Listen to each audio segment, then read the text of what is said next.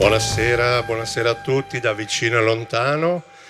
Stasera seratona, abbiamo la torre che è piena, abbiamo anche il pubblico nell'altra saletta di là che ci guarda attraverso un monitor, ma più di così non riusciamo a darvi questa accoglienza.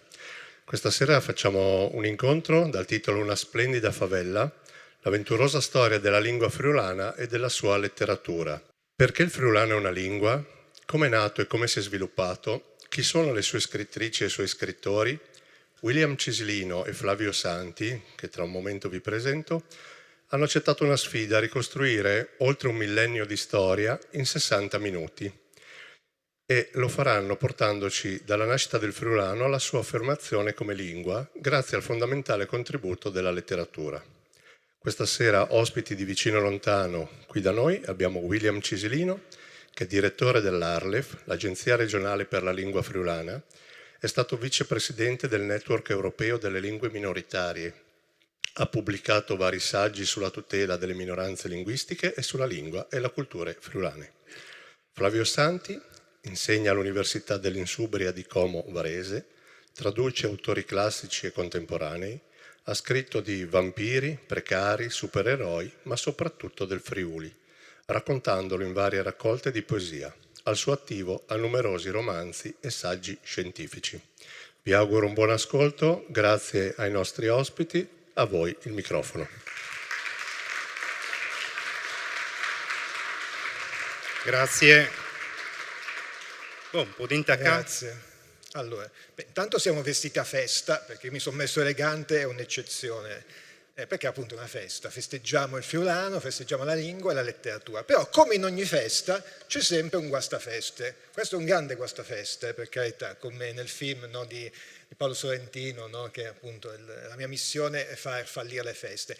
Il nostro guastafeste ha un nome piuttosto impegnativo, è Dante Alighieri. Dante Alighieri, nel De Vulgare Eloquenzia, cita il friulano. Però come lo cita? Questo me lo ricordo a memoria, che cefatu crudeliter eructant accentuando. Lui dice, gli aquileiesi e gli istriani con accento crudo, crudele, pronunciano, anzi ruttano cefatu. Sì, proprio ruttano, dice così, no? Che poi di solito gli autori che traducono tendono un po' a edulcorare questo termine, ma la traduzione giusta è quella. No? E uno può dire, sì, ma mettete, perché questa è una raffigurazione di Gustave Doré della Divina Commedia, incominciate con Dante che ci ha offesi. In realtà il De Vulgari Eloquenzia andrebbe letto tutto, e se lo leggete tutto praticamente offende tutti, e quelli che offende di più sono i fiorentini, no? Rimbambiti, matti, spocchiosi, buoni a nulla, partendo all'estat plus bon che no con i suoi conterranei. Sì, no, li ha trattati tutti malissimo. Poi c'è anche, insomma, circola questa leggenda per cui forse Dante è stato in Friuli, chissà, ospite di qualche nobile, addirittura del patriarca. Però sta di fatto che, stando a questa frase, si è imbattuto, insomma, non nel giusto friulano. Pensa se si fosse magari imbattuto in una biele Beatrice, no? In una bella Beatrice. Se fosse imbattuto in una biele Beatrice, avrei scritto triperaulis, no? Però perché abbiamo messo questa immagine? Non perché abbiamo scoperto appunto che, no, documentato che è stato qui, oppure che Paolo e Francesca, che vedete raffigurati qui, se guardate bene c'è anche il marito di Francesca che non ha tante buone intenzioni, no, a lato. Perché abbiamo messo questo? No? Perché in ogni amore che dir si voglia c'è un galeotto, no? Galeotto fu il libro e chi lo scrisse, eccetera, eccetera. No? Allora volevamo incominciare con una curiosità reciproca, no? Che ci siamo chiesti, no? Flavio, chi è stato il galeotto che ti ha fatto innamorare del friulano?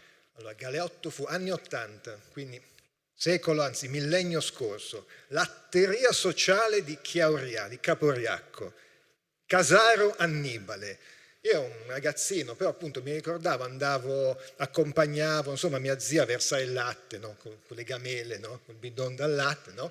E c'era questo casaro con gli zoccoli che facevano un rumore. E entravo in questo caseificio che è una specie veramente di antro magico, no? C'erano questi calderoni, no? Dove appunto così mischiavano il latte, no? Poi c'erano, no? Calavano i telai, no? e poi mettevano il latte, no, la massa diciamo in forma del latte nelle varie forme e appunto ricavavano le scrodies, no? Quindi la prima parola friulana è stata appunto crodies, che poi se vai a cercare il Pirona dice addirittura che significa cocktail, cioè ha vari significati, però delle bande, no, Donkey Cheoria, crodies sono appunto i bordi, no, i bordi del latte ricavati, no, dalle forme, che poi io mangiavo crudo, però poi ho scoperto che appunto il frico si faceva con quello, quindi galeotto fu il formaggio. Il frico culis trisulis, no? Ah, vedi, sì. Ecco, no? Sì, invece a Cheoria, crodies. Crodies. Scrodies.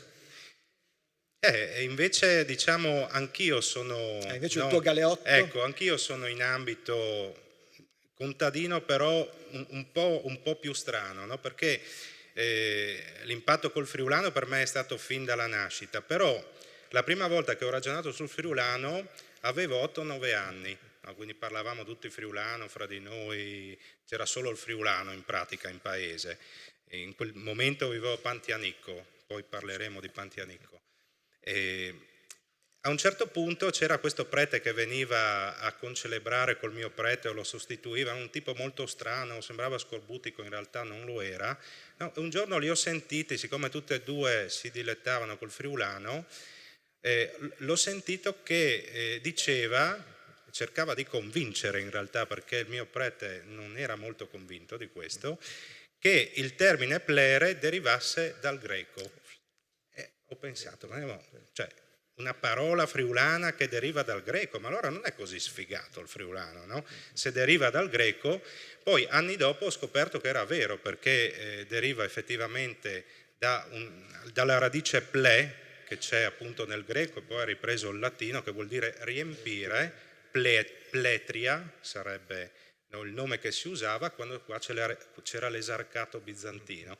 Quindi effettivamente il prete aveva ragione e da quel momento ho incominciato a fare ragionamenti sulla Marilenghe. A proposito del greco, ti aggiungo una cosa, anche Crodi, ho scoperto consultando il Pirona, viene dal greco. Non ci siamo messi d'accordo, giuriamo che non ci siamo messi d'accordo. Quindi impressionante, no? Come veramente il friulano abbia assorbito un po' la sfida di questa sera.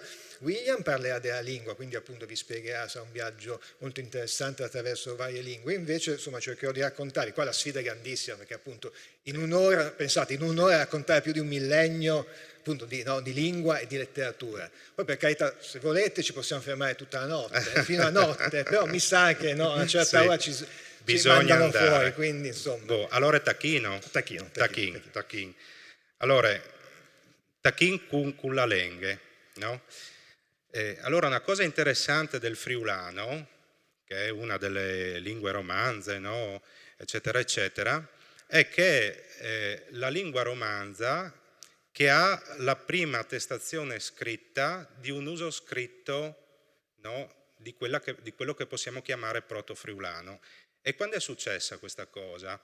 E come la sappiamo? La sappiamo grazie a San Girolamo, proprio quello che ha tradotto, no, la Bibbia in latino, lui apparteneva alla diocesi di Aquileia, ha vissuto a Aquileia per tanti anni, amava molto anche Aquileia, molto più di Roma, perché insomma dice delle cose, no, che non possiamo qui approfondire, fa il paragone, e scrive un De Viris Illustribus dove ci fa sapere che il vescovo di Aquileia Fortunaziano nel IV secolo scriveva i suoi sermoni, le sue omelie in gergo rustico. No? Questo vuol dire che già il latino propriamente detto non si capiva, quindi già incominciava a formarsi quello che potremmo chiamare proto-friulano. Qual è la curiosità interessante di Fortunaziano? Che Fortunaziano all'ere african. No? Quindi se fossimo noi in un giornale scriveremo il primo testo scritto in friulano, l'ha scritto un africano, un vescovo africano per la precisione. Quindi pensate com'è strana la storia delle lingue. No? Poi noi diciamo romani, no? Sono venuti i romani, sì, sono venuti i romani nel secondo secolo a.C., no? Lì si trovavano i carnici di cui parleremo fra un attimo, però questi romani insomma non erano proprio romani, erano sanniti, cioè venivano dalla zona dell'attuale Abruzzo e quindi il latino che parlavano era quel latino, no? E quindi era un latino particolare, lo sappiamo anche perché abbiamo dei termini come folk, no? Folk, il fulmine, no? Che a volte è folk che ti trai, no? Che è usato per mandarti un po' quel paese. Ecco, quello deriva dal latino che parlavano nella zona sannita, anche nel dialetto abruzzese c'è una parola simile.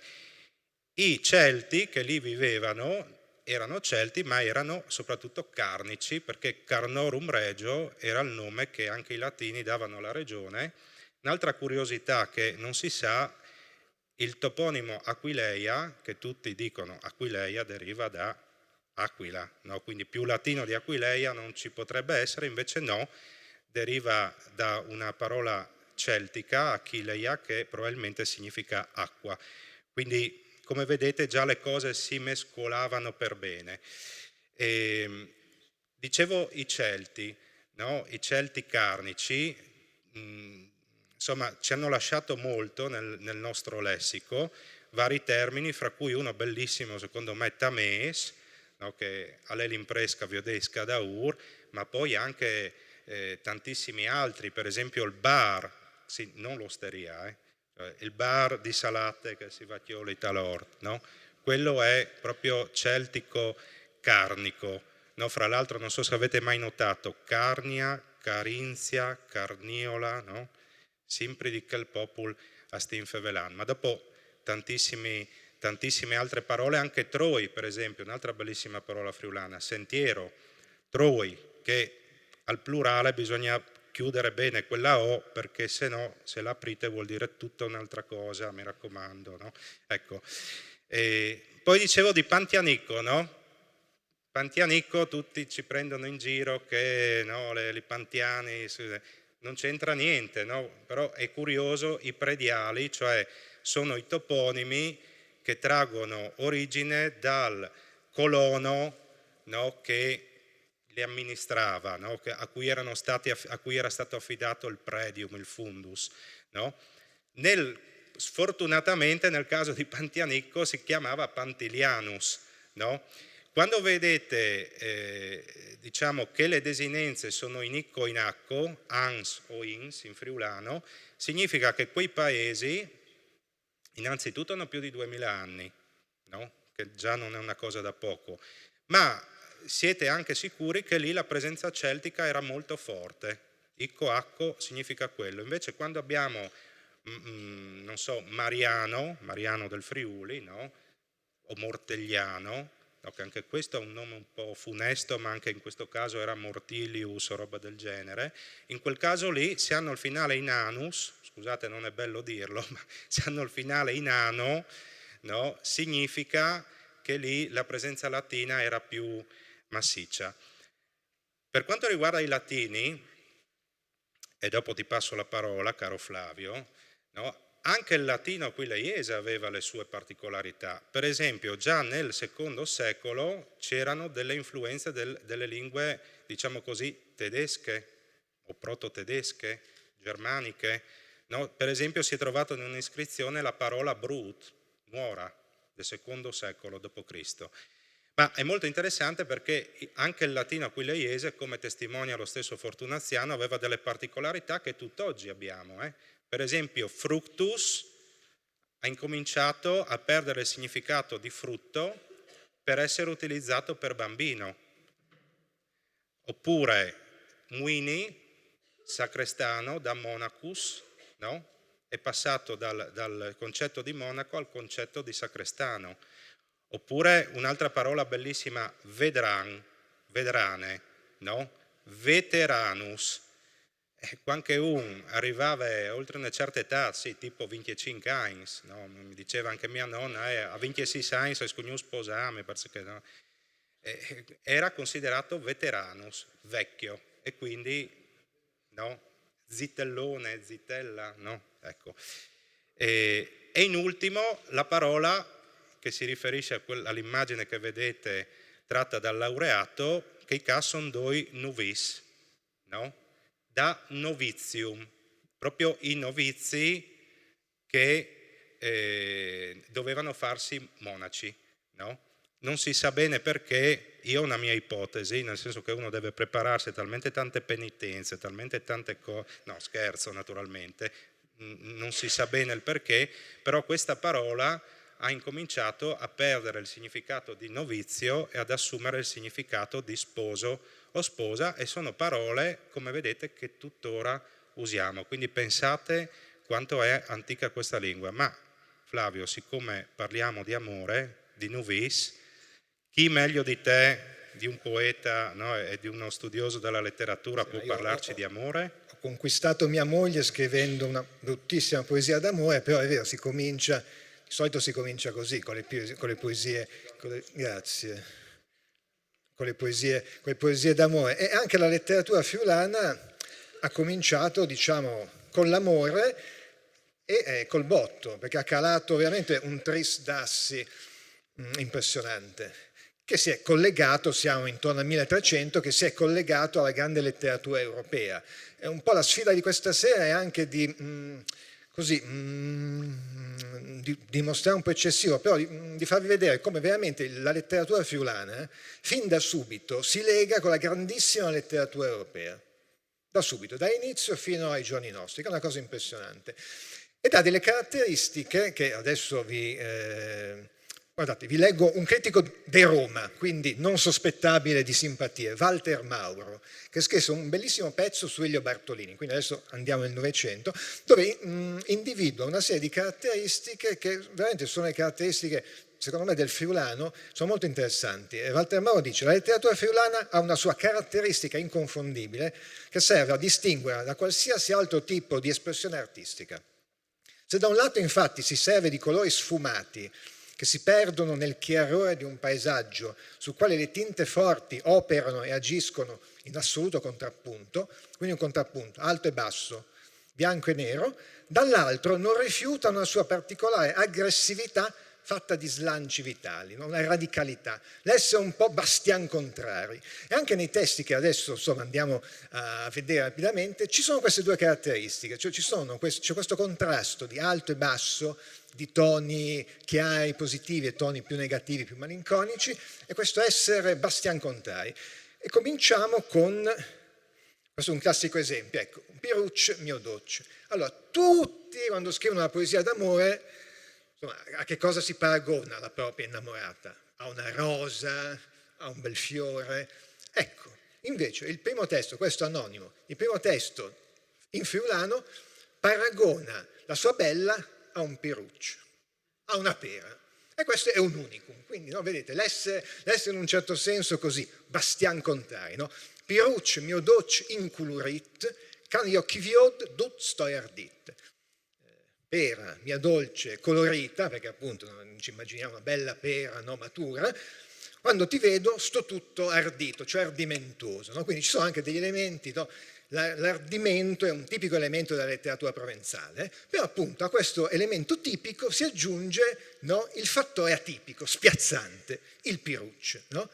Ma anche sul piruccio c'è stata tutta una discussione, perché appunto poi gli studiosi hanno detto: ma no, ma possibile che proprio, insomma, si paragoni, no, proprio innomato a un piruccio? No, secondo me piruccio è un nome in codice, no? Quindi qualche studioso, per esempio, ha proposto Pietruccia, quindi sarebbe così l'adattamento, no, appunto, di un Pietruccia. Qualcun altro invece, così scavando anche nel friulano medievale, ha detto: no, forse è il bocciolo di Rosa Canina, insomma, per salvare un po' così l'apparenza, oppure addirittura il biancospino, molto cantato dai provenzali, l'albespì. Quindi insomma, vedete, no, si è cercato anche un po' di correre ai ripari. È un mistero, non si sa. Però questa cosa, insomma, che veramente la letteratura friulana comincia col piruccio, è una cosa, no, appunto, diciamo, con la verdura. È una cosa spiazzante, Pradumpli, conoscete il paese? Qualcuno è mai stato a Pradumpli? Sa dov'è Pradumpli? Ecco, è un posto in Carnia, no? Allora, cosa c'entra? C'è un legame fra Pradumpli e il secondo testo che vi andò leggendo, che comincia con Bielo dumno di valor, io canterai al vostro onore. No. Bella donna di valore, io canterò per il vostro onore. Quindi elementi provenzali. Dumno. Allora, pradumpli viene da dumlo, cioè dominulus, cioè prato del padrone.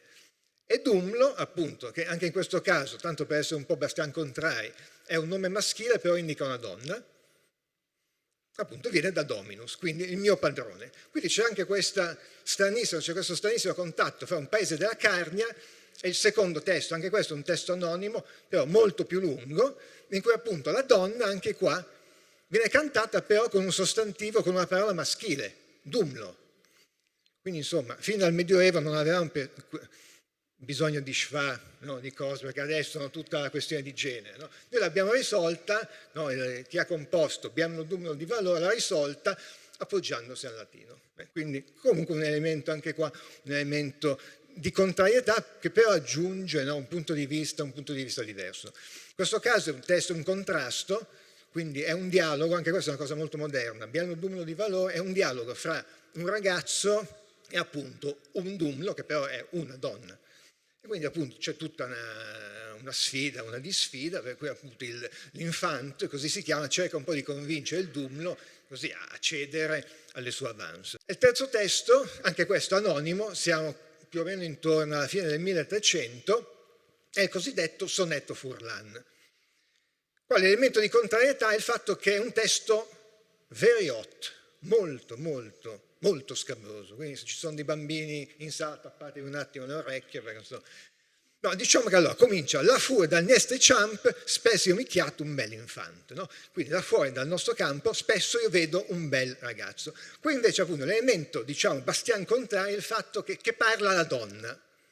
Negli altri due testi parlava comunque sempre un uomo. In questo caso invece parla una donna. È una donna che appunto ci prova con questo infante, no? Con tutta una serie di paragoni che sono di tipo appunto paragone, insomma, a un certo punto dice sì dai, insomma, questa tua vita, quando me la porti? Cioè, ci sono tutta una serie di paragoni, anche qua, sempre legati alla civiltà agricola, però legati, diciamo, alla sfera sessuale. E questo appunto nel 1400, un testo hot, così, molto ardito, molto ardimentoso, è un'altra novità. Questo testo very hot nasconde anche un piccolo mistero. Prima si parlava di Dante che probabilmente sì, non è stato in Friuli, però il friulano che ha conosciuto non è stato il migliore.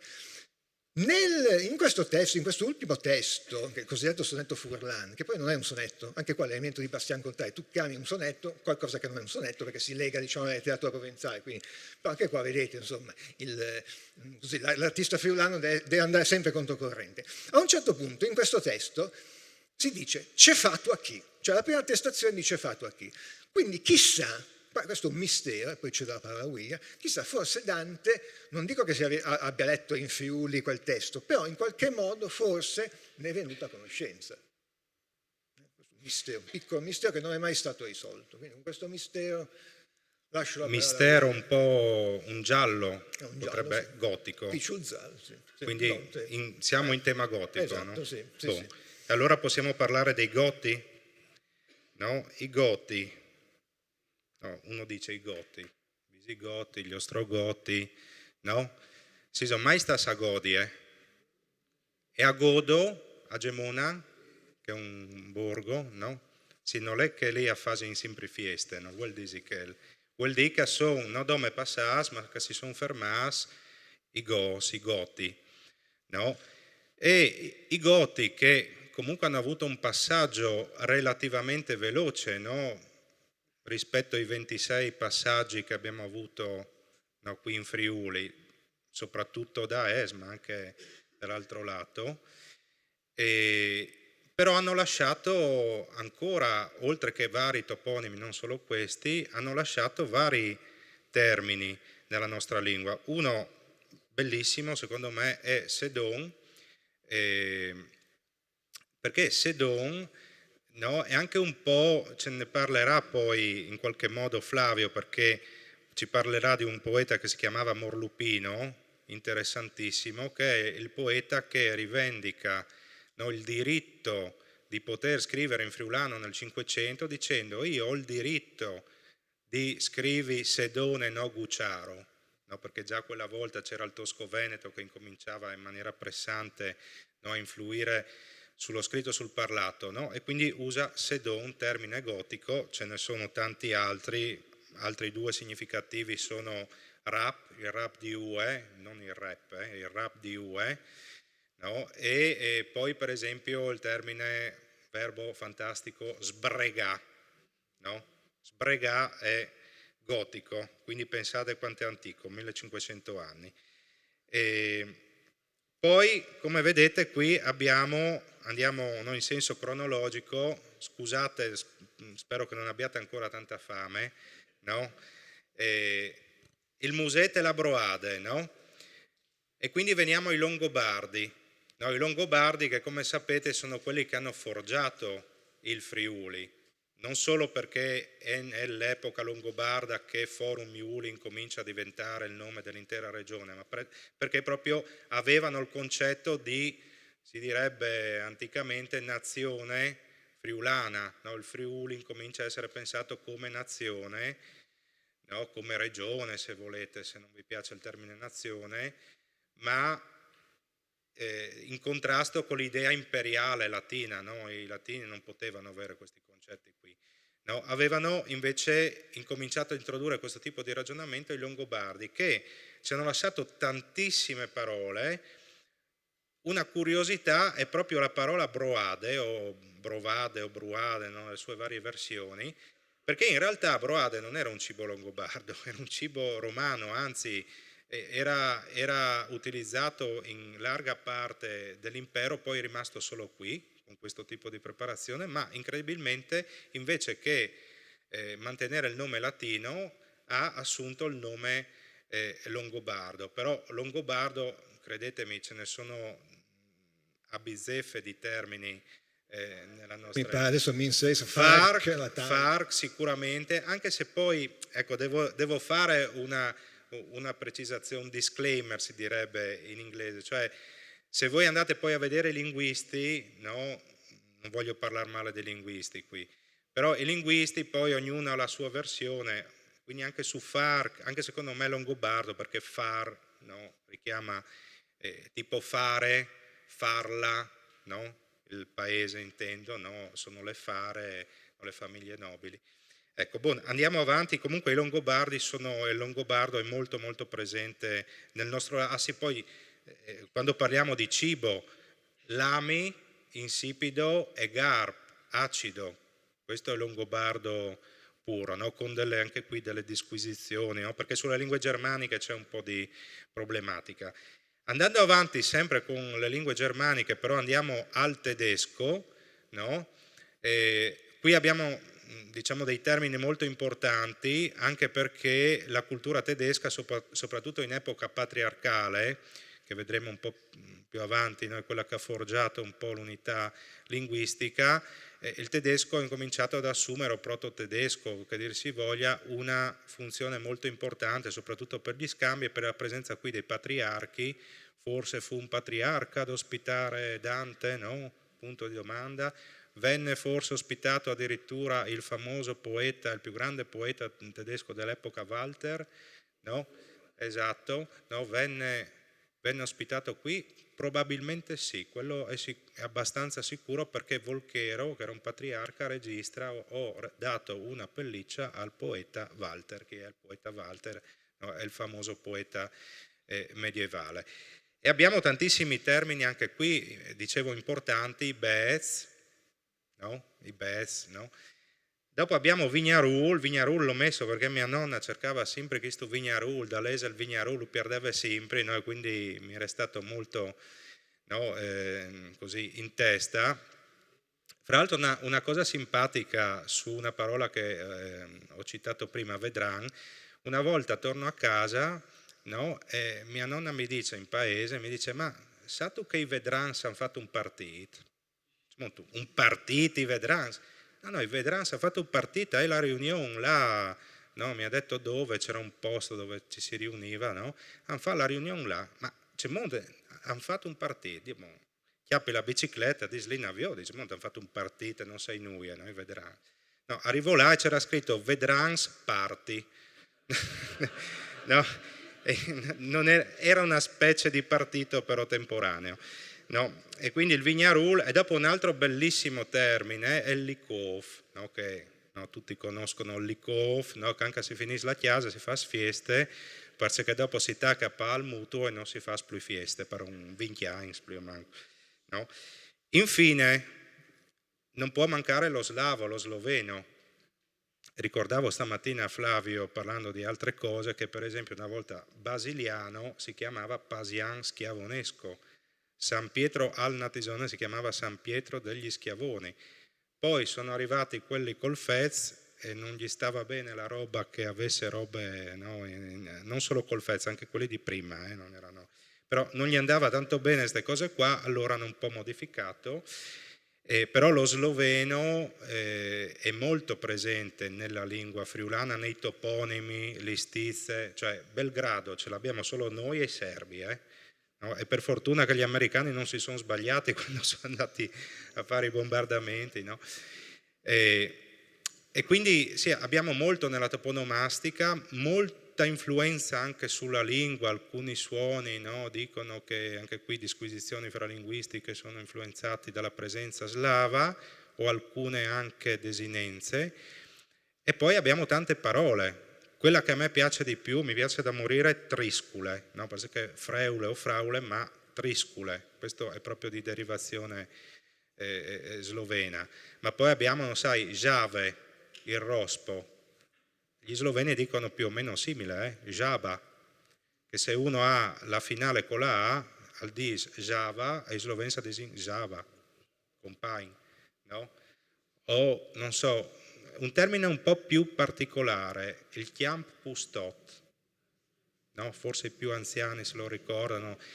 Nell'altro paese dove ho vissuto io, Talmassons, c'era una zona, no, chiamata, anche a Pantianico fra l'altro, c'era una zona, no, che richiamava il termine pustot. Questo è un termine proprio sloveno, significa incolto, ma ce ne sono veramente tantissimi.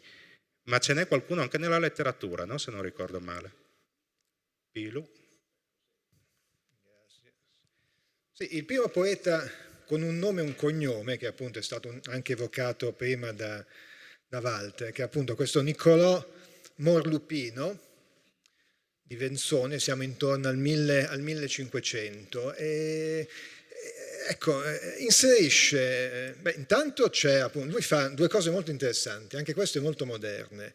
Da una parte c'è la consapevolezza, la coscienza appunto dell'uso del latino, del friulano, la fierezza di usare il friulano. Noi siamo nel 1500, quindi non era così scontato. Tant'è che lui dice, lui poi è molto più esplicito, William ha dato una traduzione un po' più educata.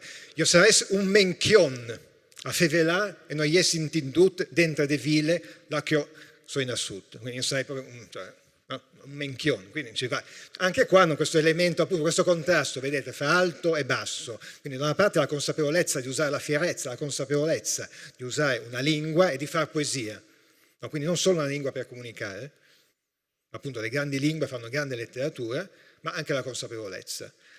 E non soltanto questo, e lui inserisce appunto, fiero e forte di questa consapevolezza, inserisce tutta una serie di elementi da altre lingue, quindi dal tedesco e dallo sloveno. Per esempio in questa poesia che si chiama In laude dal Prindavost ci sono una serie di passaggi in tedesco e in sloveno. Jutodesk, avan cretan, das Wein ist gut, la pronuncia un po' carenziana, la forma carenziana, Jus glas ancelor, si vuelin bis chanta, daitime dobra vina, e po dis pet. Quindi qua con la grafia siamo, diciamo, ancora in una fase di evoluzione e di tentativo. Lui dice appunto i tedeschi, no, vanno gridando il vino è buono, gli slavi, anche loro appunto datemi dobra vina, cioè vino buono, e a disimpet, pet in sloveno significa 5, quindi inserisce una serie di elementi appunto dalle lingue vicine, perché alla fine il friulano è una specie, prima William diceva di plere, di imbuto, ma anche di shaker, per cui nel friulano veramente si trovano, come ci ha raccontato prima William, tutta una serie di altre lingue che vengono assorbite non soltanto a livello appunto di comunicazione, ma a livello diciamo, creativo. Però l'altro elemento molto interessante, lui si chiama Niccolò Morlupino ed è il primo poeta friulano con un nome e un cognome, perché i testi che abbiamo visto prima sono tutti testi anonimi. Quindi Niccolò Morlupino è il primo grande poeta in lingua friulana, che fa appunto questa operazione di accogliere anche altre lingue. È un'altra operazione che è molto moderna, guardate, che spesso io appunto da traduttore sono molto sensibile. Traduce, e questo purtroppo anche questo è un piccolo mistero perché non c'è rimasto niente, pare che abbia tradotto parti dell'Odissea di Omero. E guardate che le civiltà, le letterature, ma non soltanto le letterature, le civiltà nascono grazie alle traduzioni.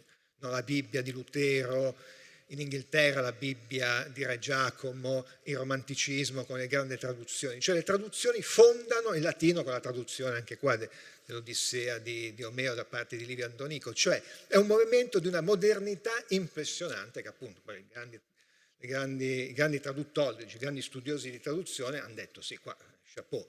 Le grandi civiltà nascono anche grazie alle grandi traduzioni. Appunto, Niccolò Morlupino, peccato, forse in qualche archivio, anche qua, in qualche archivio magari, insomma, gli archivi, noi abbiamo centinaia di migliaia di biblioteche e gli archivi veramente non sono ancora stati esplorati del tutto. Quindi chissà, magari alla Ioppi, in qualche fondo segreto, giace questa mitica traduzione. Però appunto l'operazione della traduzione è un'operazione estremamente moderna, che fa Niccolò Morlupino e che fa, qua torniamo invece a un autore anonimo, però anche qua molto moderno, sempre nel 1500, alcune cantiche dell'Ariosto, quindi l'Orlando Furioso, che è un'opera molto alla pagina all'epoca, grandissima, viene tradotta in friulano.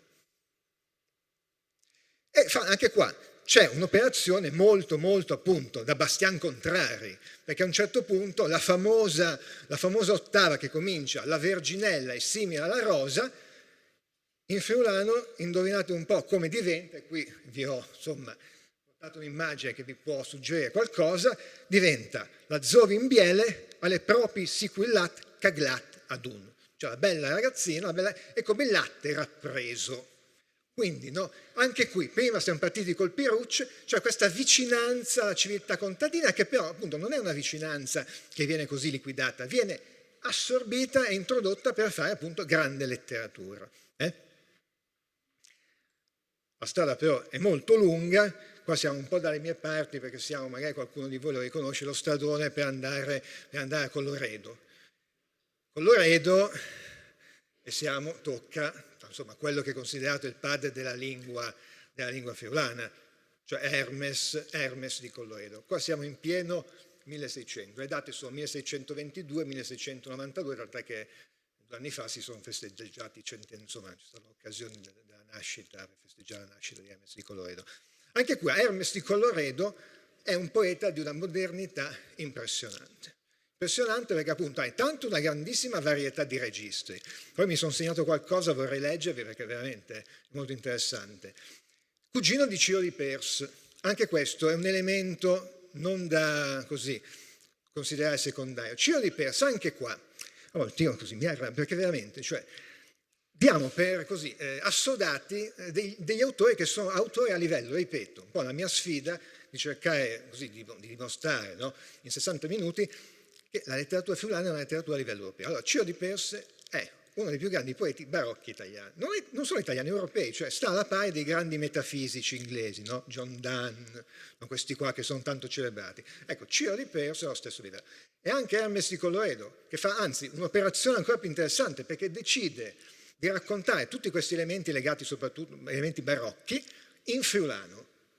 C'è per esempio un bellissimo sonetto che anche qua ha un tocco di originalità. Io appunto, scusa se ti passo, allora io mi sono anche qua documentato perché ho studiato per questo incontro, ho letto, riletto. Allora questa è l'unica antologia che troverete su tutte le poesie barocche dedicate all'orologio. Vabbè, a parte che non c'è Hermes di Colloredo, quindi va bene. Allora, sono centinaia di poesie barocche dedicate all'orologio, non c'è una sola poesia che fa quello che fa Hermes di Colloredo, in questa poesia che adesso vi leggo, che è la cosa più banale, ma alla fine più interessante ed efficace, cioè riproduce il suono dell'orologio, tic-toc. Nessun poeta barocco ci aveva pensato che il tic-toc cu conte ogni momento. Tic-toc cu conte, quindi c'è anche il gioco con la C, ogni momento. poi UPass, il TIMP, misure in destra, eccetera, eccetera, però fa una cosa, la grande letteratura fa questo, fa una cosa, anche prende cose apparentemente banali e le rende universali. Il TikTok, nessun poeta barocco italiano ci aveva pensato. Ma qui appunto veramente ci sarebbe l'imbarazzo della scelta, sui brani da leggere. E ovviamente questo è un altro elemento che dimostra che quando c'è l'imbarazzo della scelta vuol dire che siamo di fronte alla grande poesia. Ma guardate, vi leggo giusto 2 passaggi, c'è un'altra poesia molto teatrale, poi un altro elemento molto moderno di Hermes di Colloredo è la teatralità, cioè sono poesie da condividere, non sono poesie appunto uno da leggere, no? Nel chiuso della propria stanzetta, sono da condividere con il pubblico. No? Quindi sono molto teatrali. C'è questa bellissima poesia lunghissima, vi leggo un paio di passaggi, che si intitola Lamento per essere mal corrisposto dalla sua amante. Lui si lamenta appunto che la sua amante non corrisponde, che è un topos, per carità, è un luogo classico.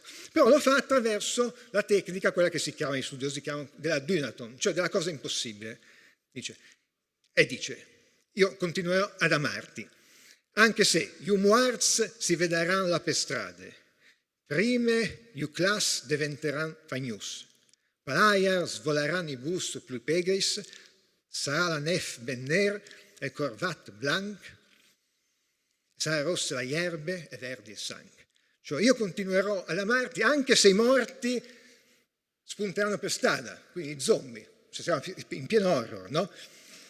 Anche se i sassi diventeranno pagnotte, anche se per aria voleranno i buoi più pigri, anche se appunto la neve diventerà nera, che è una poesia di Paul Celan, cioè siamo in pieno Novecento, la neve nera è Paul Celan, no, invece è Hermes di Colloredo. Il sangue diventerà verde, cioè c'è una modernità, un uso, no, del cromatismo, dei colori impressionanti. E così appunto potrei andare avanti per tutta. No, qua, il dottor Cisilino mi guarda male, quindi chiudo. E poi è interessante che ci sono anche le prime attestazioni di Mandi. Le prime attestazioni di Mandi, è vero che Giambattista Donato già nel 500 ha un'attestazione di Mandi, però le prime 2 attestazioni, diciamo, più distese sono in Hermes di Colloredo, e ve le leggo così e poi lascio. Con Mandi mi fa piacere poi cedere la parola a William. Voi vie di ca anche io, Marco Mandi, quindi usa l'etimologia, lui, Marco Mandi, pascute, bundi la mia vitute. Me ne vado anch'io, mi raccomando, quindi Mandi, Pasquina, buongiorno alla mia vitina, non alla mia piccola vite. Quindi vedete anche qua tornano gli elementi della civiltà agricola, però resi elementi poetici. Secondo passaggio è anche il diavolo, scampe messe, Saveso, Bernardone, Marco Mandi, Parone, buon viaggio. Anche il diavolo fugge dalla messa, sapete Bernardone, mi raccomando, quindi arrivederci, padrona, buon viaggio. A ricordare l'origine di Mandi, no? Perché ci sono leggende popolari sull'origine di Mandi, no? Invece questa significa mi raccomandi, Marco Mandi, no? Quindi rimani con Dio, rimani a lungo, no, è questa sicuramente l'origine, anche se le altre magari sono più poetiche, no? Quindi ci piace ricordarle. In realtà questa è l'attestazione. No, poi c'è quella di Donato che no, credo sia quella più antica, no? Ecco. Purtroppo passiamo da Hermes di Colloredo a questa immagine, adesso capirete perché. No? Perché diciamo, facendo questo mestiere, la domanda più gettonata che mi fanno è perché il friulano è una lingua, no? Di cui abbiamo detto che diremo qualcosa stasera. No? Che differenza c'è tra una lingua e un dialetto? No? Allora, di solito gli interlocutori sono di 2 tipi, o è un friulano che vuole avere delle conferme, o è uno di un'altra regione che parla un dialetto che però gli dà fastidio che il friulano sia riconosciuto e il suo dialetto no, e quindi fanno sta domanda. In realtà la risposta delude entrambi gli interlocutori, sia quello che vuole essere rassicurato, sia anche quello che contesta un po' il fatto che il friulano è stato riconosciuto. Perché? Perché da un punto di vista linguistico, strettamente linguistico, fra un dialetto e una lingua non c'è nessuna differenza, linguisticamente parlando. Ovviamente che sia un dialetto e non uno slang di una lingua, non una variante di una lingua, ma un dialetto non ha da un punto di vista linguistico nulla di diverso rispetto a una lingua. Aggiungo, guarda, mi inserisco un attimo, se ci pensate, la grande letteratura greca è scritta in dialetti. In dialetto, cioè Platone scriveva in dialetto, no? Esatto. Dialetto dorico, dialetto ateniese, cioè tecnicamente anche, no? anche Dante scriveva in dialetto, cioè tutti i dialetti tutte le lingue sono state un dialetto, tutte le lingue sono state un dialetto. È un po' come dire tutte le religioni riconosciute sono state una setta, no? Il cristianesimo era una setta che poi è diventata una religione, eccetera, eccetera. La stessa identica cosa, no? Perché quando poi si va a scavare troppo è meglio non andare, no? Diceva giustamente Coelet che la conoscenza genera dolore, perché più andate a scavare nelle cose, meglio restare in superficie. Però se siete venuti qua volete scavare nella cosa. Perché c'è la marina americana, le portaerei, perché la più bella definizione di differenza fra lingua e dialetto l'ha data un Yiddish, lituano diremmo adesso, poi ai tempi la situazione era più complicata, che però poi è andato in America, che si chiamava Max Weinreich. Poi anche qui c'è una storiona su questa definizione che non abbiamo tempo di fare. Comunque Weinreich dice la differenza tra lingua e dialetto è che la lingua è un dialetto con un esercito e una marina, no? Il dialetto, no, che con un esercito e una marina diventa lingua, però non è figurato, è proprio con un esercito e una marina. Cioè, se c'è uno Stato che dice questa è una lingua, quella è una lingua, appunto. Questa è la differenza. Poi adesso vedremo che ci sono altre cosette, no? Però alla fine dei conti questa è la differenza. Poi, diciamo, nel club sportivo delle lingue si giocano 2 o 3 campionati come anche nel calcio nostro, quindi c'è la Serie A dove ci sono le lingue di Stato, quelle fighe, no? L'inglese, lo spagnolo, l'italiano e via avanti. Dopo c'è il campionato di Serie B, cioè le lingue minoritarie, no? Quelle a cui gli stati si permettono di fare qualcosina, non troppo, no? Cioè perché il bilinguismo, credetemi, non esiste da nessuna parte, il vero bilinguismo, no? È un'astrazione, però c'è il campionato di Serie B, no? Che è quello che giocano le lingue minoritarie. Detto questo, diciamo che comunque per avere una buona squadra bisogna avere dei buoni giocatori, no? Quali sono i buoni giocatori? Beh, il primo è comunque avere delle caratteristiche linguistiche, insomma, evidenti, no? E il friulano le ha, cioè voglio dirne solo, magari dopo non dico altre, ma una di cui non ci rendiamo conto. Il friulano ha 14 vocali, ok? L'italiano ne ha 7, il friulano ha il doppio, no? Perché ha le vocali lunghe, no? Ha gli allungamenti, no? Come il cinese, a volte si fa come finlandese o cinese. Come il cinese, come aveva probabilmente anche il latino, però non deriva dal latino, anche lì i linguisti dicono ma dal longobardo, non si sa perché, però non dal latino, perché uno dice avevano le vocali lunghe e corte nel latino, sarà il latino, no, non è il latino. No, comunque diciamo da un punto di vista morfosintattico per un linguista vede il friulano e insomma ha da che insomma appassionarsi perché non finisce più di studiarlo, no? Poi scusate se metto Flavio, no? Ce la cantiamo, ce la suoniamo, poi c'è la letteratura, no? Quindi le caratteristiche linguistiche e la letteratura, no? Se non c'è una buona letteratura, no, tu hai spiegato bene anche questo rapporto, le traduzioni, no? Sono importanti queste cose perché insomma i giocatori di quella squadra, no, che si vuole definire lingua e ambisce a definirsi lingua, no, però attenzione, caratteristiche linguistiche e letteratura ce l'hanno anche certi dialetti, caratteristiche tutti, letteratura molti dialetti, insomma Basile per il napoletano, Ruzzante, no, per il padovano, eccetera, eccetera, eccetera. No, però insomma la letteratura è importante anche per il campionato delle lingue. Poi ci sono anche lingue che hanno pessime letterature, comunque in Indevant. Dopo, ecco, questo è un concetto importante che vorrei riuscire a trasferire in pochi minuti, anche se non è facile. Un po' prima l'abbiamo accennato. Quando, diciamo, un dialetto no? Posto che, come ho detto, tutte le lingue sono state un dialetto. Quando un dialetto ambisce a diventare lingua, ha bisogno, soprattutto adesso ma anche in passato, degli usi scritti, ha bisogno di essere scritto.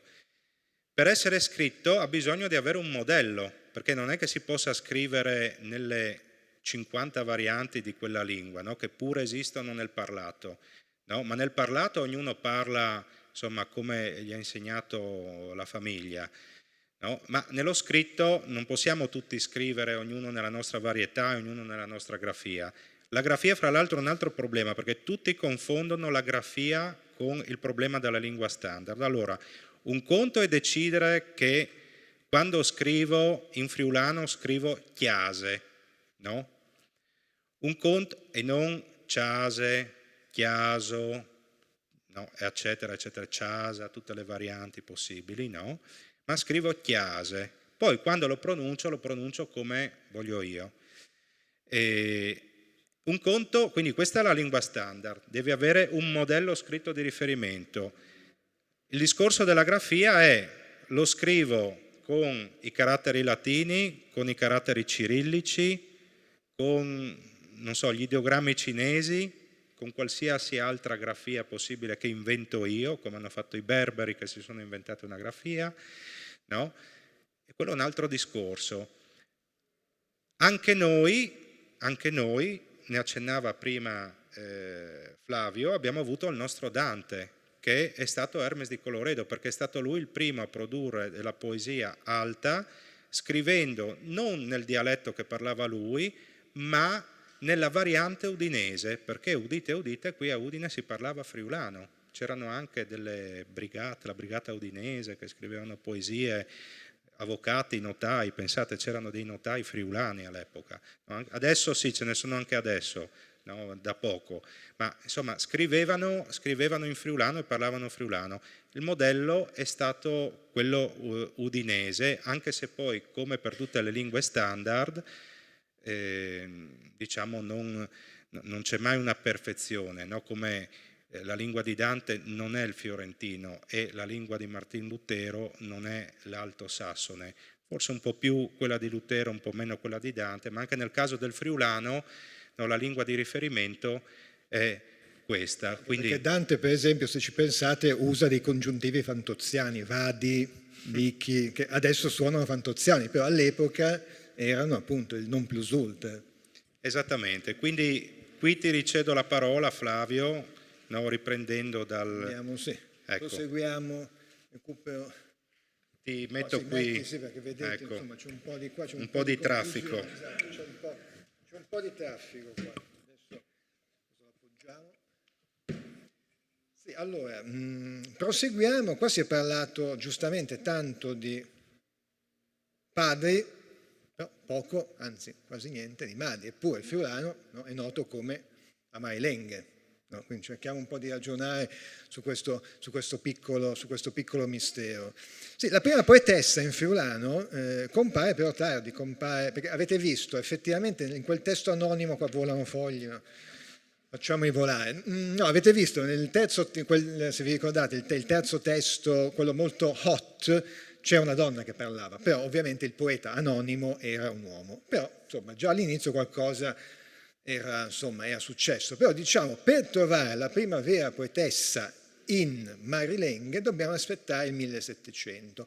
Anche qui questo elemento che vi dicevo di contrasto, di essere la radicalità di essere Bastian Contrari, questa prima donna poetessa si chiama Teresa Zai e a lei un'emuinie, una monaca francescana.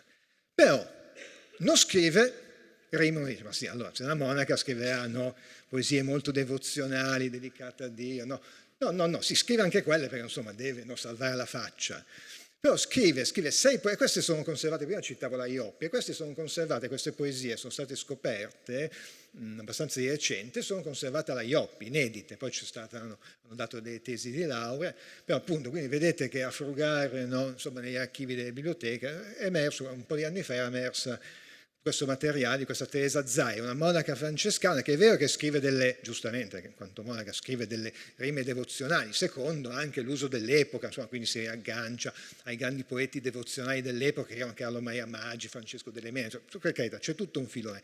Ma quello che interessa a noi, che è appunto l'elemento, non diciamo, nuovo, originale, appunto il contrasto, il Bastian Contrai, scrive anche 6 poesie satiriche, in cui si prende in giro, si fa un autoritratto, lei quarantenne, si fa un autoritratto impietoso, quindi immaginate, 1700, una monaca devota, scrive anche, come vi ho detto, no? Rime devote, che però decide anche in friulano, guarda caso, non in italiano, anche qua, cioè, no? Pensiamoci, lo fa in friulano, non lo fa in italiano, perché il friulano gli permette quella varietà e quel contrasto, quegli alti e bassi, che forse l'italiano effettivamente, insomma, grande letteratura in italiano nel Settecento ce n'è stata, però letteratura devozionale non molta, quindi insomma Teresa Zai aveva capito che se voleva fare grande poesia uno aveva intuito che forse era meglio se ricorreva al friulano. E anche qua insomma mi piace perché poi alla fine la letteratura va letta, noi possiamo fare tutti i discorsi che volete, tutte le spiegazioni, però la letteratura va letta. E vi leggo, guardate, un piccolo proprio l'inizio di questo testo satirico che si intitola, quindi immaginatevi questa monaca che fa un autoritratto impietoso, il titolo è La pareghina fallite comanda il suo ritratto a Civitat su un pesenal di Morons, cioè la parigina fallita, che sarebbe lei, che manda il suo ritratto a Cividale in cambio di un pesenale, il pesenale era una misura di peso, quindi un cesto di castagne. È già il titolo, una monaca che chiede in cambio del suo ritratto delle castagne. Insomma. E vi leggo l'inizio. Une goffe parighine, gobbe, suete, male grazie, poetesse per disgrazie, po' graziose, manco biele, ma che se fa la minchione, qualche volta, minchio anche qua tornano, no? Usa anche le parolacce, sì, perché in friulano sono più espressive. E per dirlo un po' mazzuele, il suo flor di gioventù ha portato qualche stime, ma ridotte le meschine, senza fame ni salute. No pues dius i sei malans, senza rius un ospedale, che faresti in carneval a beccalle i barbezuans. No? Quindi appunto una goffa parigina, gobba, no? Zoppa, no? Ignorante, poco raffinata, un po' matta, un po' mazzuele. Qui anche qua la grafia, insomma, è un po', non ci sono dei tentativi molto interessanti, però non è una grafia ovviamente standard, no? Che appunto non vi dicono, che come è ridotta la meschina, senza fame né salute, non vi dico i suoi malanni, parla di se stessa in terza persona. Non vi dico i suoi malanni senza aprire un ospedale, quindi questa è conciata malissimo, no? Che farebbero festa a beccarla i barbezuan, no? Barbagianni.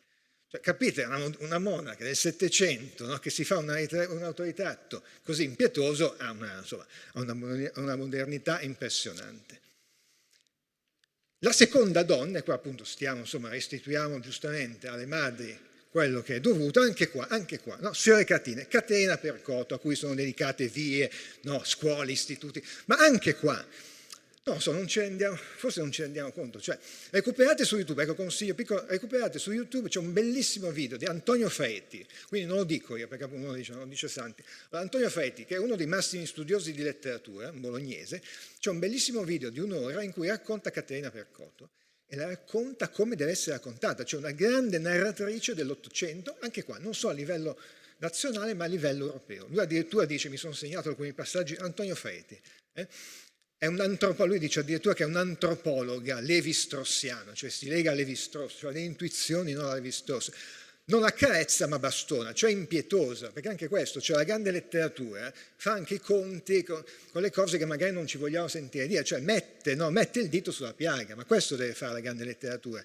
Infatti la grandezza di Caterina Percotto, no? Anche qua ho segnato un paio di cose molto interessanti.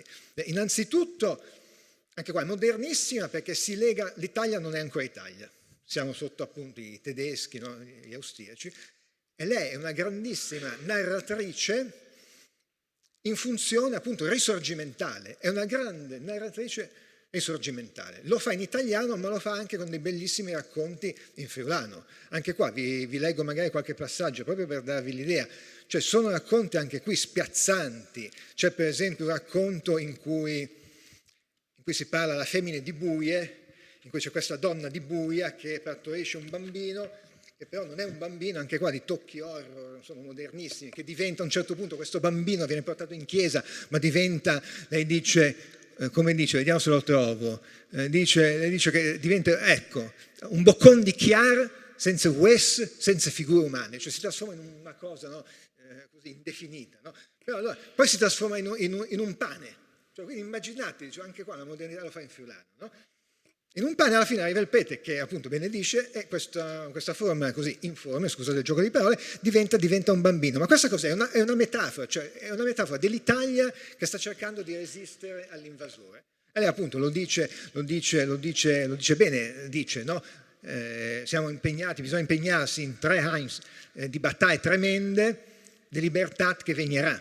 Oppure dice, a Sarès allora sta destin che in te gran guerre, che venne vicessimo, anche qua, insomma, un'altra volta, coloro che nus indormissi in quei vizi, coloro che non ci addormentano quei vizi, che sono i tedeschi, no? Che appunto ci tengono sotto questa cappa, che sono la magagna di chi espura il paese. No? Quindi c'è questa vena, poi c'è un altro racconto sui lupini, no? Anche qua i lupini, no? Cioè, anche qua, no? Sacro e profano, cioè no? Il chiaroscuro, c'è la Madonna che attraversa questo campo di lupini e i lupini non sta fuggendo perché appunto c'è stata la strage, no? Di Erode, sta fuggendo verso l'Egitto, attraversa questo campo di lupini, e i lupini sono dei lupini, Signora Catini dice, dei lupini spioni, cioè fa il rumore e rivelano la presenza della Madonna e di San Giuseppe in fuga. Sono lupini come le spie che abbiamo, no? Alleati dei tedeschi. Cioè, quindi fa tutta questa costruzione, no? Risorgimentale, molto interessante, ma anche qua gli esempi. Ecco, questo poi ne parleremo anche, sono scritti friulani curati dal grande Amedeo Giacomini, quindi trovate tutti questi racconti, li trovate appunto in questo libro. No? Appunto, c'è questa chiave risorgimentale, no? Che è molto interessante. Come vi dicevo, gli esempi sono tantissimi e modernissimi, perché usa delle immagini, non usa delle immagini, no? Usa delle immagini scontate, nuove, originali, cioè fa lo sforzo e lo fa in friulano. L'altro elemento, non vi dicevo appunto, lo dice Antonio Faeti, è una narratrice modernissima perché appunto non accarezza ma bastona, cioè ti mette di fronte anche agli aspetti negativi. È uno degli elementi interessanti che appunto lei non ha una visione idilliaca della campagna, cioè in campagna si muore di fame.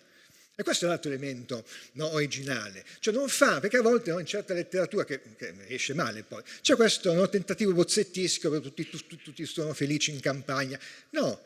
Cioè la grande letteratura mette in evidenza gli aspetti più negativi, lo fa anche in maniera costruttiva ovviamente, no?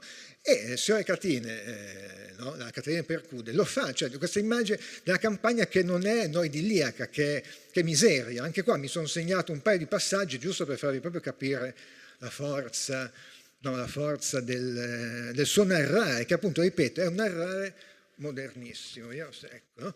Qua dice appunto, come alle vieli in te miseria in fin perso le voi. Sei fis qui a servire qui pel mondo, nessun cal vedi tirar dret e quello assisti. Oh, se so pai che è un bravo contadino, un buon paron, al poder scumò alzare il chiave fur de buse e venia viodi per un momento c'è mu che gliel'ha della sua pura famiglia, no?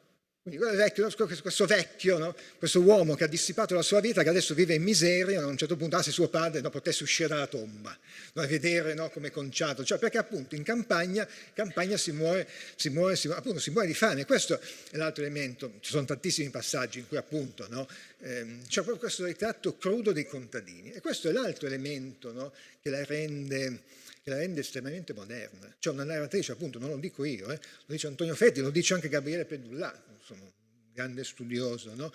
Cioè la Caterina Percoto è una narratrice assolutamente a livello, non solo italiano, ma europeo. Perché? Perché insomma ho cercato un po' di raccontare, perché fa queste operazioni che sono estremamente moderne.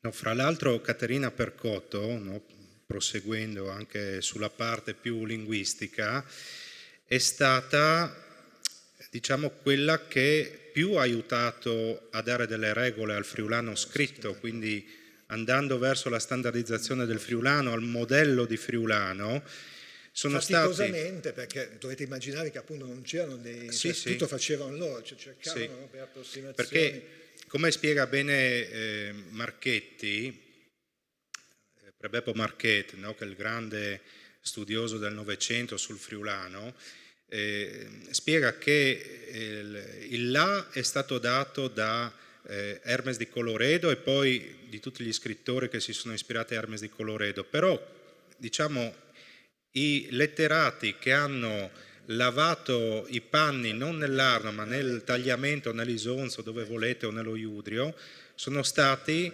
appunto Pietro Zorutti, che ha apportato l'infa vitale friulana negli scritti, no? Che a volte gli scritti seicenteschi sono un po' come li potremmo definire, no? Ecco, un po' sì, o traballanti, sono un po' anche artefatti a volte, no? Con queste comunque con queste cose interessanti, perché no, Hermes che di abbiamo visto. Colloredo la vocale lunga la raddoppia. La raddoppia, sì. Come fanno gli olandesi, no? Però poi arriva Zorutti che diciamo ha dato un apporto anche nella poesia, probabilmente minore, come diceva giustamente Pasolini, ma alla lingua ha dato un apporto di termini, di immagini che venivano dalla viva voce del popolo, quindi ha permesso di portare nello standard queste cose, ma chi ha veramente dato le regole di ingaggio della lingua standard è stata una donna, è Caterina Percotto, quindi onore a Caterina Percotto. Non inciampare, William. No, ho visto qua che mi hai messo un reticolo di ostacoli. No? Poi un'altra cosa curiosa sulle donne, mi è venuta su adesso, non ci avevo pensato prima, quando c'era il Parlamento della Patria del Friuli, nel Parlamento stava seduta anche una donna, che era la badessa del monastero benedettino di Aquileia, quindi già nel 1200, no, il Parlamento aveva una donna. Poi non ho mai approfondito questo argomento, mi piacerebbe farlo. Andando verso la conclusione, no, un altro elemento importante, no, dicevamo le caratteristiche linguistiche, la letteratura, l'esistenza di una lingua standard, di un'ortografia, no, che appunto permette l'utilizzo della lingua in tutti gli ambiti. Ecco, i dialetti non hanno la lingua standard, difficilmente. Magari qualcuno ha un'ortografia ufficiale, no? Invece il friulano qui, grazie a Hermes di Colloredo, non grazie ai contemporanei che forse non avrebbero mai trovato un accordo, no? Ma grazie alla letteratura, penso che sia una delle lingue minoritarie che ha la lingua standard grazie alla letteratura, una delle poche, perché di solito queste cose sono fatte molto tardi. No? E l'ortografia è più recente, però diciamo questo accordo diciamo c'è.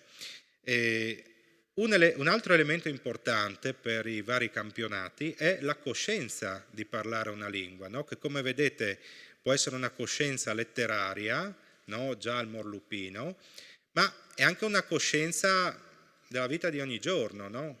Soprattutto chi vive ad esempio nelle zone di confine sa di parlare una lingua diversa dal comune vicino dove parlano veneto o di là del confine che parlano tedesco o sloveno o qualche altra, no, o bisiacco, eccetera. No? Quindi questa coscienza che è molto, molto facile, la diamo per scontata.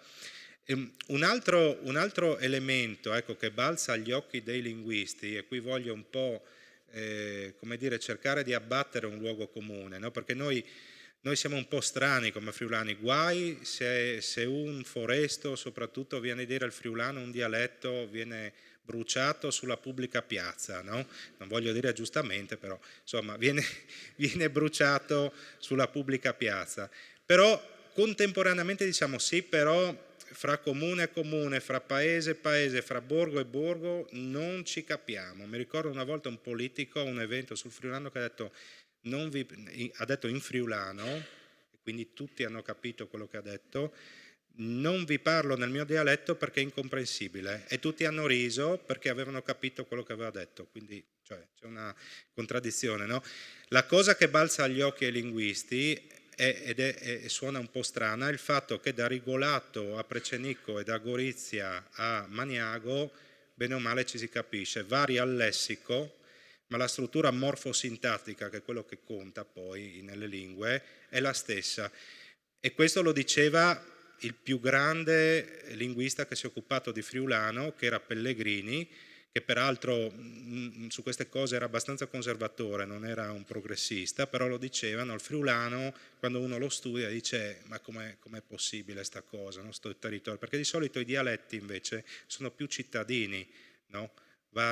fanno perno di solito sulle città.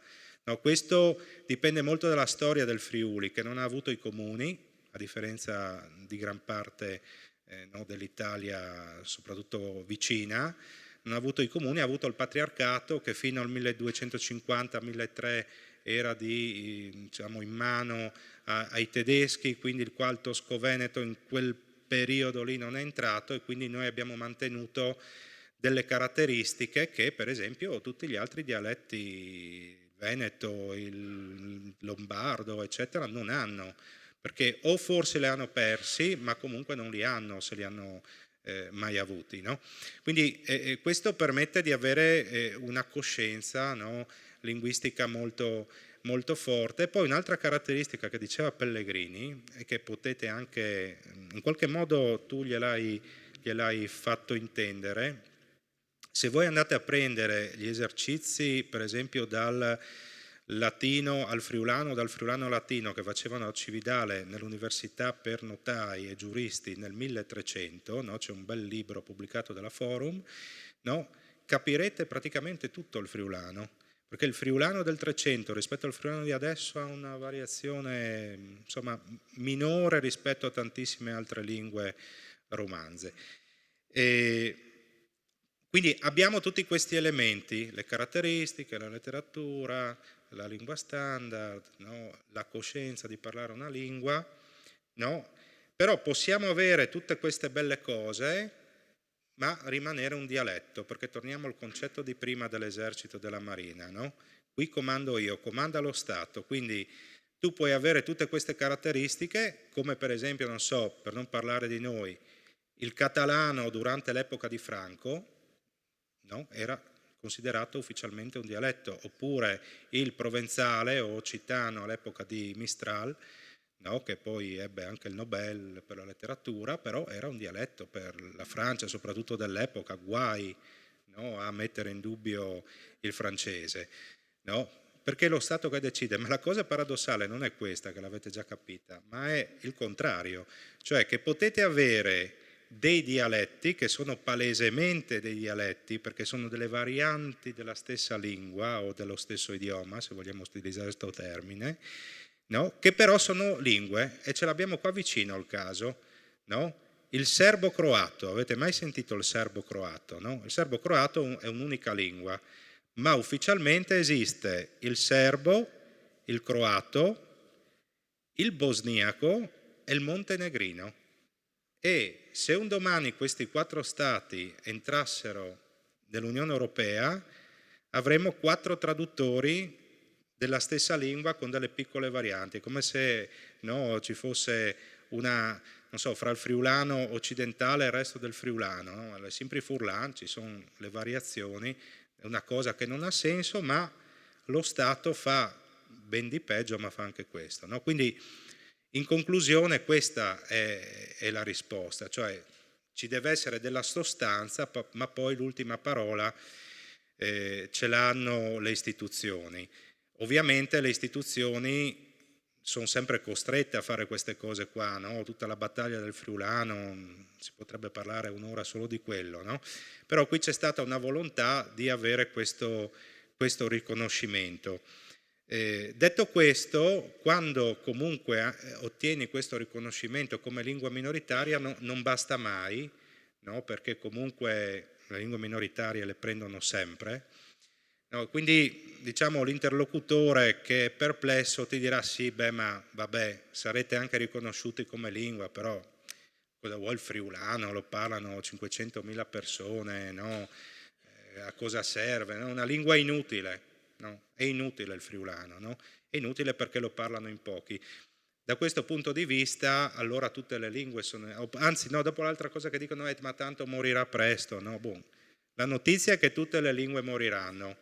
Adesso non facciamo il salto sull'umanità per non andare sulla tragedia, no? Tutte le lingue moriranno, questo è assodato, no? Il friulano, ma anche l'italiano, anche il cinese un domani non si parleranno più, purtroppo, no, ma questo è il destino del dell'umanità, della realtà. Quindi, diciamo, collegare il fatto di parlare una lingua o di scriverla al numero di parlanti o al grado di utilità per l'economia o altre cose del genere non ha senso, e su questo anche Drago Jančar, che è un poeta, uno scrittore, romanziere sloveno, no? Trovate su internet delle cose curiose su questo argomento, perché in ogni festival in cui vai gli dicono ma cosa scrive in sloveno, che è una lingua, no? Tutti questi discorsi qua. Mi inserisco un attimo. Vai. Mi viene in mente anche il dalmata è scomparso. Esatto. Scomparso, Esatto. L'ultimo parlante è un barbiere, Udoia mi pare che si chiamasse, il dalmata non c'è più.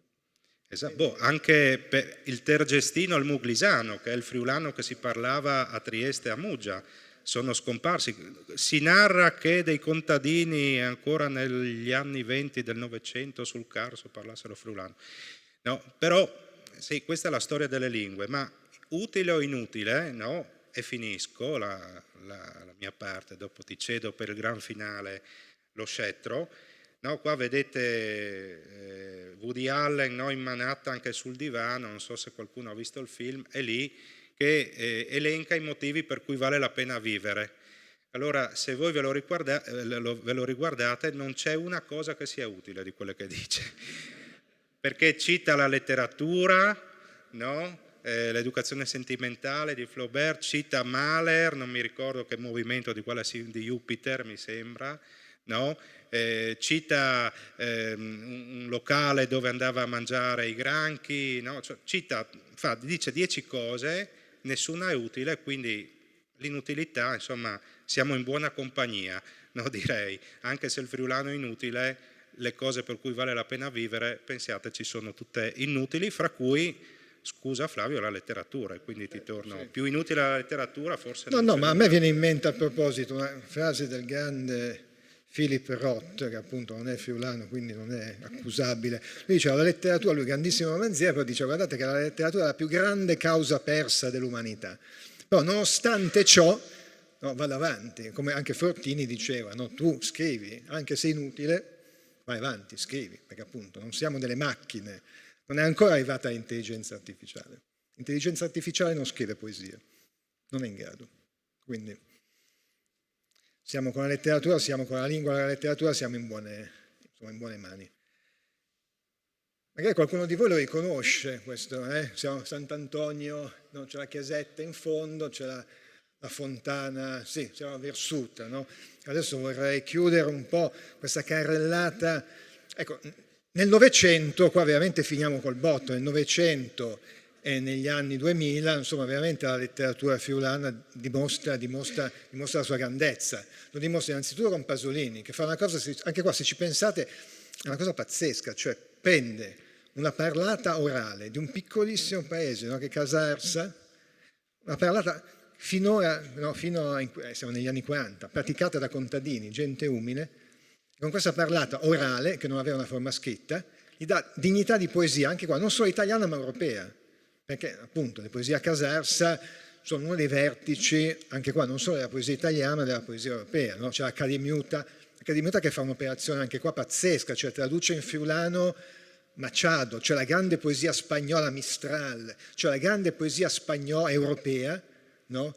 Con Pasolini, con gli amici dell'Accademiuta, Nico Naldini, Tonuti Spagnol, traducono, no, questi grandi poeti europei nella variante di Casarsa, cioè danno dignità a una parlata di contadini umile che non era stata mai scritta, gli danno dignità. Io ogni volta che ci penso, a me veramente, ve lo dico, mi vengono i brividi, perché veramente cioè è un vertice, gli dà dignità di grandissima poesia europea. Quindi poesia che ha delle tematiche anche difficili, perché poi la poesia, appunto, anche qua torniamo, no? Non è poesia che consola, quindi è poesia che tocca l'inquietudine, il turbamento, cioè la poesia di Pasolini è una poesia appunto anche forte, potente, però appunto affronta le grandi tematiche della grande letteratura del Novecento, no? Che è quella roba lì. Quindi veramente Pasolini con le poesie a Casarsa dà la stura, no? A questo movimento di poesia in friulano che anche qua mi sono messo un attimo a vedere, cioè è impressionante, è impressionante. Molti di voi lo riconoscono. Elio Bertolini, grandissimo romanziere, anche qua, grandissimo romanziere, cioè ha fatto, noi della letteratura resistenziale citiamo giustamente Fenoglio, no, Renata Viganò, ma lui ha scritto, no, lui ha scritto dei romanzi sulla resistenza bellissimi. Così, non so. Ce ne dimentichiamo spesso, spesso dipende da noi, lo dico anch'io da studioso, insomma dovremmo insistere di più. E scrive delle bellissime poesie in friulano, ma lo fa anche qua, lo fa da grandissimo poeta. Qua vi ho messo, questa è una poesia stranissima, perché abbiamo cominciato, no, se vi ricordate, no, il friulano che accoglie anche, la poesia friulana che accoglie anche il tedesco, lo sloveno, anche qua, no? Questa è una poesia che si intitola, che parte col latino, che si intitola De feris in terra aliena, quindi sulle feste in una terra straniera. E accoglie, no, una serie di lingue, no? Vedete, c'è il tedesco, Vasis da Mutti, c'è l'italiano, c'è il latino, De feris, cioè i grandi poeti. Poi, io mi ricordo, sono stato allievo di Maria Corti. Maria Corti diceva, guarda che la poesia, cioè, non è una lingua della comunicazione, non è una lingua quotidiana, cioè il bello della poesia che è anche una lingua inventata, cioè una lingua dell'altro. I poeti inventano anche, cioè mischiano, giocano. Infatti in latino poesia si chiamava ludus. Anche qua, cioè interroghiamoci sull'etimologia delle parole, che ci aprono dei mondi nuovi, no? Ludus, gioco, no? Che è un gioco però serissimo, perché appunto c'è questa, no? Appunto femmine bionde, no? Tedesche, no? che parlano, c'è questo dialogo in tedesco, si inserisce l'italiano, c'è una citazione, no? A un certo punto dice biondo il frutto è duro, zatrist, biondo era bello, c'è anche una citazione di Dante. La grande poesia gioca, ma ha una capacità di creare degli strati, quindi ti arriva, il primo significato ti arriva, che è un dialogo, no, fra una madre, questi sono degli emigrati che tornano dalla Germania, no, arrivano in Friuli e cercano così un po' di barcamenarsi, no? E questo è il primo livello. Poi il secondo livello, no, ci sono tutta una serie di citazioni da Dante, no? Quindi biondo il frutto, due zatriste, è Dante, biondo era bello, però anche qua Bastian Contai, cioè rivolta il significato. Poi gioca su trist, no? Che appunto speriamo che vuol dire cattivo, però qua quasi un po' lo italianizza, no? Poi ci sono anche delle scelte senza trive, che sarebbe senza pandin, cioè, no? Lui usa Madui de Luz, no? Usa anche delle immagini ermetiche, cioè fa una cosa appunto, pensate, in pochissimi versi, cioè una specie veramente, la poesia quando riesce, io dico sempre, una specie di galassia, non so, di stella che contiene, cioè una potenza di significato impressionante. E qui veramente appunto c'è un po', c'è questo, il Volivert, no? L'occhio verde dal Muccia, recupera il Muccia è il Kruk, il Todesk, no? Però non dice Todesk che aveva già usato all'inizio, però varia, recupera una variante, quindi giocano il Muccia, il Crucco. La grande poesia fa questo, lo fa appunto, io insomma ho avuto l'onore, il piacere di frequentare Medeo Giacomini, faceva questo, cioè assorbiva, cioè tirava dentro anche altre lingue. Io mi sono segnato appunto Giacomini che introduce il greco, prima siamo cominciati col greco, no, una bellissima poesia di Giacomini è Giornata in Parataxis, la giornata in paratassi, cioè la paratassi sono quelle frasi semplici, però lui appunto introduce nel friulano una parola che non è mai stata usata, parataxis, solitudine. Tu William, come dici solitudine in friulano? Iesi di Bessol, sì. Sì, lui prende lo spagnolo, Giacomini prende lo spagnolo soledad e appunto introduce questa parola e lo fa con altre lingue, lo fa anche con l'indoeuropeo var, che significa acqua, ammio, luce, lo fa col tedesco, lid, con l'inglese, blues, cioè recupera, no, ingloba, perché appunto una lingua per vivere, per essere appunto praticata, deve anche appunto affratellarsi, no? Assorbire, e i grandi poeti lo fanno. Lo fa Siro Angeli, veramente anche qua mi sono messo, noi abbiamo, è vero che il Friuli è un piccolo compendio dell'universo, ma è anche una fucina continua di poesia. Noi aggiungiamo anche al compendio il fatto che è una fucina, perché appunto se mettiamo in fila, tanti li dimentico, metteteci i vostri preferiti, cioè Pasolini, Bartolini, Giacomini, Naldini, Tavan, Siro Angeli, cioè veramente un'infilata di poesia ad altissimo livello impressionante. E chiudo con questa immagine, magari qualcuno di voi se lo ricorda, è lo sceneggiato tratto da Maria Zev, grande romanzo, terribile per carità, appunto prima si parlava, no? Cioè la miseria, succede di tutto, ma bellissimo, anche qua siamo negli anni 30, no? Paola Drigo, anche qua non a caso è stato Minimum Fax, poi queste cose le recuperano, ce le recuperano fuori dal Friuli, Minimum Fax, casa editrice di Roma, in questi anni l'ha ripubblicato Paola Drigo, però appunto ci è voluto una casa editrice di Roma. No? Ecco appunto, da Maria Zev negli anni 80, qua siamo nel 1981, viene recuperato uno sceneggiato, anche qua è una cosa pazzesca. 1981, la RAI, il terzo canale della RAI che è appena nato, commissiona a Siro Angeli, il poeta Siro Angeli che poi fa Barbe Zeff, quindi diventa anche lui attore, commissiona questo sceneggiato tratto dalla Maria Zev per un canale nazionale. E la cosa anche qua pazzesca, che questo sceneggiato è recitato in friulano, ovviamente con i sottotitoli, 1981, in diretta nazionale, mandano uno sceneggiato in lingua, recitato in lingua friulana, ovviamente con i sottotitoli per i Forest, però è una cosa pazzesca, cioè alla fine, per tirare giusto delle conclusioni, cioè la lingua sopravvive, la lingua letteratura sopravvive, se si fanno queste contaminazioni, che però devono appunto varcare i confini, devono appunto abbracciare, devono andare fino alla RAI di Roma, qualcosa insomma si sta ancora facendo. Io penso anche a certi film, l'ho recuperato anche qua, se andate su YouTube lo trovate. Non so se qualcuno ha visto Gigi la legge, è un film di Alessandro Comodin, film uscito qualche anno fa, premiatissimo all'estero, in cui appunto Alessandro Comodin, friulano, però che vive a Parigi, perché anche qua vedete, poi le cose si vedono forse meglio stando a una certa distanza. Anche qua recuperato, si trova su Rai Play, Gigi la legge, dove fa recitare un attore non professionista che è suo zio, quindi c'è anche questo elemento familiare molto toccante. È un film di questi anni, è citato anche in parte in friulano. Ecco, secondo me appunto il friulano, è vero che appunto, sì, sparirà, ma fra 1 milione di anni.